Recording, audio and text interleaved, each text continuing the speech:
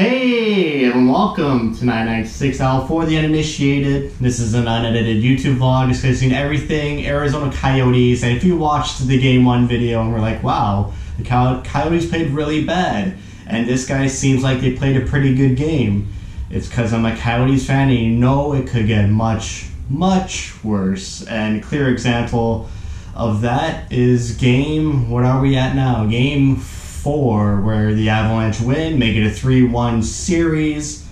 Thankfully it wasn't an elimination game, because that would leave a long bad taste in your mouth for the off season. So I'm 100% guaranteeing that Game 5 will be better than this effort. At least I hope so.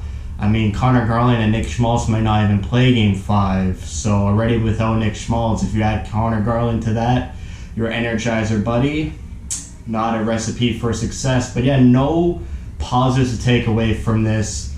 I was going to say Jordan Osley was probably the best player on this team tonight, and that was probably true. I was going to lay into Chychrun too, but at least he scored. I felt he was very second-guessing himself, and I didn't even want to pick on him really, because I felt like the whole team played really poor. No good efforts from pretty much anybody. John Merson was on the ice for like almost all the goals, and he was taking a lot of penalties. Just, you cannot come out in that first period so undisciplined like they were, and you can't even blame the rest for making those calls, because they're kind of black and white. Can't cross-check a guy in the face when you're trying to gain the zone, and you can't grab some, even if it was an inconsequential grab, you can't use your free hand to pull someone who's in pursuit of the puck, even if it is in their own end. So a lot of undisciplined penalties. Obviously, you can't put the Avalanche on the power play because it's amazing. And they always, if they don't score, they generate a lot of momentum and generate a lot of offensive zone time, which leads to a lot of defending for the Coyotes, which takes away all their energy from producing any offense, which pretty much no offense came to this game at all. They had an early power play in the first period, which probably would have been nice to score their first of the series, but they decided to save that for middle of the second or late second period, when it was 4-0. They decided to score their first power play goal of the series. Kemper, you can't blame him at all. Those goals were just throw it to the front, hope for something, whack in front of the net. Seems like the Avalanche this game just decided to throw everything at the net, just like Nashville was doing once they got frustrated, and just whack in front of the net. And that's how you beat Kemper. It's either a clean, elite shot like Nathan MacKinnon in Game 2 on a rush, or you're just throwing it at the net, hoping for a bounce like that Rantanen goal in Game 3. Or going for a rebound a la Kadri in Game 4. Game 3, I thought it was kind of strange that the Avalanche played their backup goalie.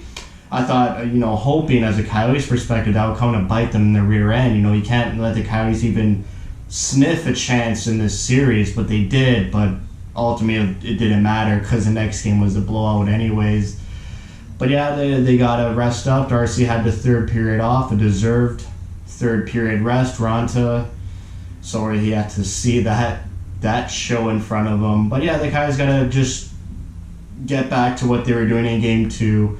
Game 1, I wasn't too upset, because Game 1 was just pinnacle, great defending. And even if they won that game, people would be praising that team for tremendous good defense. And that's what they displayed in Game 1.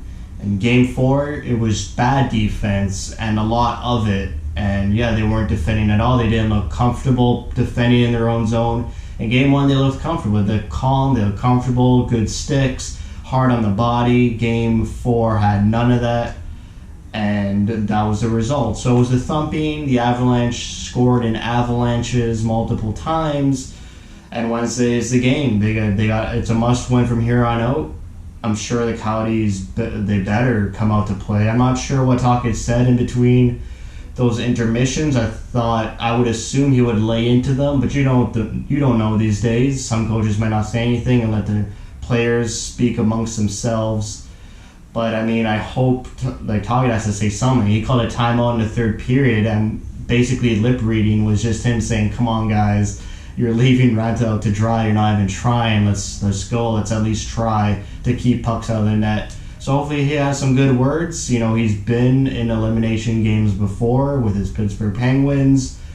So he better have the words to pump these guys up. Garland, I hope, is back. And maybe you might even see a Schmaltz appearance, but I'm not saying that anymore because it seems like his injury was really serious and he's been out for 20 straight days. So maybe it's time to stop hoping for the cavalry to come in and just hope this team gets back into it for Game 5. I feel like Dvorak and Kessel have been too quiet this series, way too quiet, unproductive, and they need to step it up. It starts from that line because Howl and Keller and Stepan they've been fine. They need to be a bit better too, but it starts with that second line.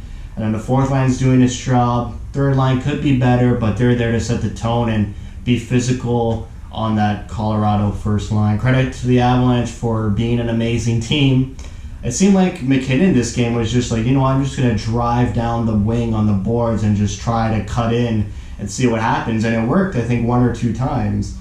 And he wasn't trying that all series. In Game 2, he had that goal where he did it because he had the space to do it. But now it just seems like he's forcing it. And he's fast, and the Coyotes D-men aren't really that fast as him. Chikrin is. But seems like McKinnon was trying that a lot this game, and it proved to work. So we'll see if the Coyotes need to learn to shut that down for Game 5. But say for me, it's an elimination game Wednesday. They're going to come out 100% better. Just try to find what mojo they had in Game 2 and try to replicate that. And that's all you can hope for is a great game so that it's not this for an elimination game and you got to sit with that for like months hoping for the next season to come around. So that's it for me. Thanks for watching and thank you for your support.